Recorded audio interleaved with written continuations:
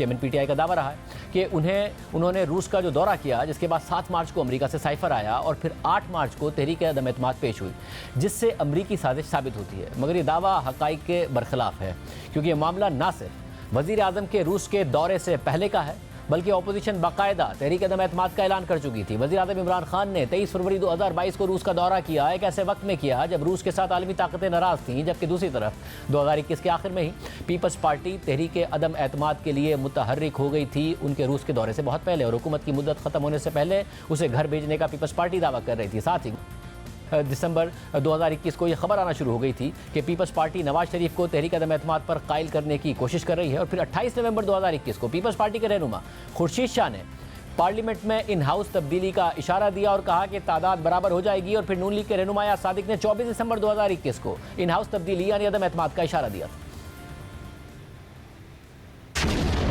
आप क्या समझते हैं कि पार्लियामेंट में इन हाउस चेंज का कोई इम्कान है? बिल्कुल इम्कान है, जो नहीं समझता वो न समझे। तो कैसे बराबर होगी तादाद?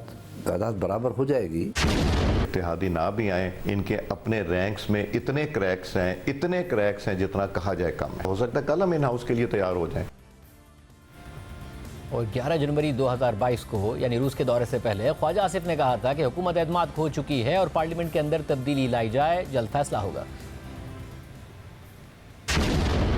चेंज की बात होगी। कायदीन है हमारी मुख्तलिफ पार्टीज़ के, वो अपने तौर के ऊपर करेंगे। हुकूमत जो है वो एतमाद जो है वो बैठी हुई है और अंदर ही पार्लियामेंट के जो है ना तब्दीली लाई जाए, ये आईनी तरीका मौजूद है। इस पर जो भी फैसला होगा मुतफ़िका फैसला होगा और कोई जल्द फैसला होगा इंशाअल्लाह।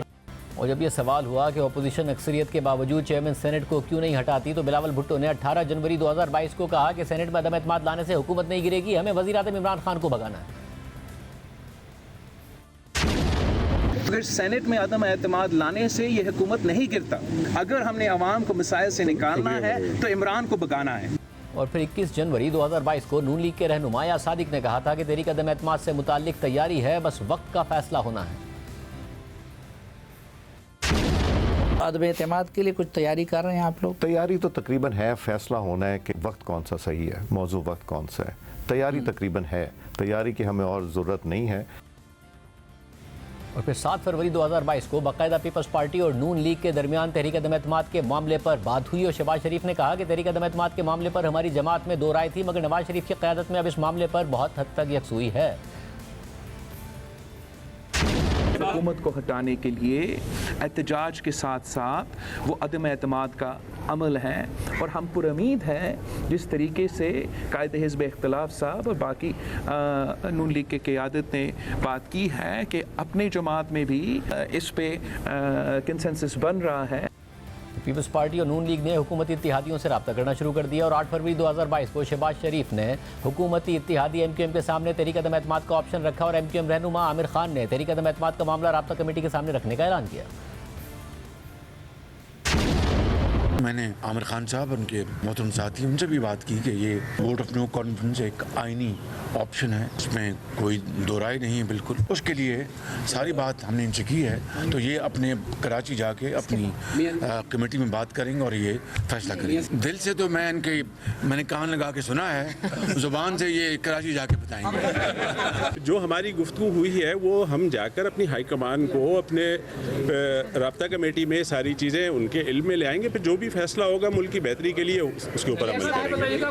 उस वक्त तक भी वज़ीर आज़म इमरान खान और उनकी हुकूमत इस मामले को गैर संजीदगी से लेते रहे, अपोजिशन को चैलेंज देते रहे। और फिर 8 फरवरी 2022 को ही हुकूमती इत्तेहादी एमक्यूएम की एक और हुकूमती इत्तेहादी काफ लीग से मुलाकात हुई और काफ लीग के सरबराह परवेज़ इलाही जो अब सदर हैं तहरीक इंसाफ के, उन्होंने कहा कि अभी तो सामान इकट्ठा हो रहा है और आमिर खान ने कहा है कि कुछ पकेगा तो फैसला करेंगे। आप समझते हैं कि मुल्की हालात इस वक्त इस तरह की सूरत हाल है कि कोई अदम एतमाद की तहरीक के लिए साजगार माहौल है? अभी तो बर्ची खाने में सामान इकट्ठा हो रहा है, जब तक कोई अमली शक्ल सामने नहीं आती अभी तो सारी बातें, अभी पकना शुरू नहीं हुआ सामान। बड़ा जेल कच्चा ही खा लो। हुकूमती कारकर्दगी से मुतमिन है इस वक्त, ये बता दें। वो आप हमारे बयान से अंदाजा करें। जैसा चौधरी साहब ने फरमाया कि अभी तो पकना शुरू हुआ है, कुछ पकेगा उसके बाद फैसला करेंगे। इत्तेहादियों ने भी इशारे दिए, मगर इसके बावजूद हुकूमत ने संजीदगी का मुजाहरा नहीं किया और फिर 11 फरवरी 2022 को PDM के सरबराह ने अपोजिशन की तमाम जमातों की तरफ से ऐलान किया कि हुकूमत के खिलाफ तहरीक अदम एतमाद लाएंगे। PDM की तमाम जमातों ने इस बात पर इत्तेफाक किया है कि हम इस नाजायज़ हुक्मरान के ख़िलाफ़ अदम एतमाद लाएंगे और इस सिलसिले में जो हुकूमत की हलीफ जमातें हैं उनसे भी राब्ते करेंगे कि वो अपना इत्तेहाद ख़त्म करके मुल्क और कौम पर रहम करें और ऐसी हुकूमत के इत्तेहादी बनना जो है वो शायद अब मज़ीद सियासी तौर पर इक़्तिसादी तौर पर मुल्क के लिए मुफीद नहीं। मगर वज़ीर-ए-आज़म इमरान खान और तहरीक इंसाफ की हुकूमत पुरएतमाद रही और अदम एतमाद लाने का चैलेंज देती रही और दावा करती रही कि अपोजिशन को शिकस्त हो जाएगी। 14 फरवरी 2022 को शाह महमूद कुरैशी ने कहा कि हम तहरीक अदम एतमाद का सियासी अंदाज में मुकाबला करेंगे और शिकस्त देंगे। अंपायर भी न्यूट्रल है। तहरीक अदम एतमाद ज़रूर पेश करें, हम उसका सियासी अंदाज में मुकाबला करेंगे, उन्हें शिकस्त देंगे। अंपायर बिल्कुल न्यूट्रल है, हमेशा अंपायर न्यूट्रल होता है। और फिर 22 फरवरी 2022 को वज़ीर दाखिला शेख रशीद ने कहा कि अपोजिशन 172 लोग लेकर आए, ये लोग हर सूरत फंसेंगे और इमरान खान सुरखरू होंगे। 172 मेंबर लाना आपका काम है, बाद में ये कहेंगे नहीं जनाब अली फ़ोन आ गया था, कोरोना हो गया था। और ये अपोजिशन अदम एतमाद का वोट लाएगी तब भी फंसेगी और उसके नतीजे पे भी फंसेगी। किसी फ़ोन कॉल की ज़रूरत नहीं है। इंशाअल्लाह ताला इमरान खान जो है इस सियासी लड़ाई से सुरखरू होगा।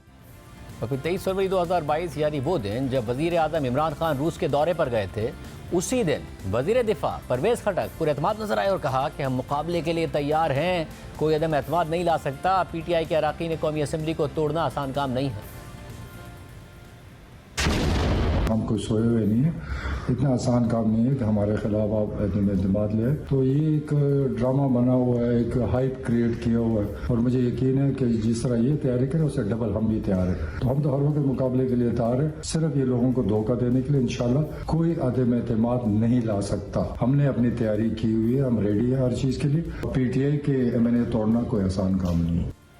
यानी जिस दिन वज़ीर आज़म इमरान खान का रूस का दौरा था, उस दिन भी हुकूमत पुरएतमाद थी, इत्तेहादी और अपने अराकीन पर तवज्जो नहीं दे रही थी। और फिर जब 8 मार्च 2022 को अदम एतमाद आ गई तो वज़ीर आज़म इमरान खान ने कहा कि मैं तो दुआ कर रहा था कि अदम एतमाद आए।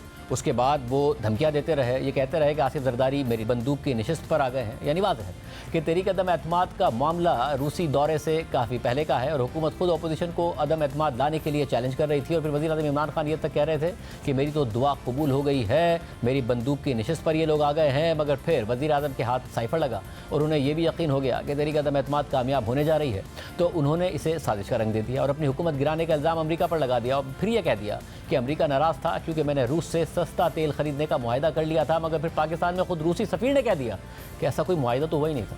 1 साल बाद इमरान खान ने खुद ही अपना ये खेल ख़त्म कर दिया और अमेरिका पर इल्ज़ाम लगाने से पीछे हट गए। वहाँ पर लॉबिंग फर्म्स हायर की, राब्ते करना शुरू किए, अमेरिका से अपने हक़ में आवाज़ उठाने की बात की। नवंबर 2022 में तो चेयरमैन PTI का बरतानवी अखबार फाइनेंशियल टाइम्स में इंटरव्यू शाया हुआ जिसमें उन्होंने साइफर और बैरूनी साजिश के बारे में कहा कि मेरे ख्याल में अब वो सब ख़त्म हो गया है, वो सब मैं अब पीछे छोड़ चुका हूँ। चेयरमैन PTI ने यह भी तस्लीम किया कि यूक्रेन पर हमले से एक दिन पहले रूस का दौरा करना एम्बैरेसिंग यानी शर्मिंदगी का बाइस था, मगर वो दौरा कई माह पहले तय हो चुका था।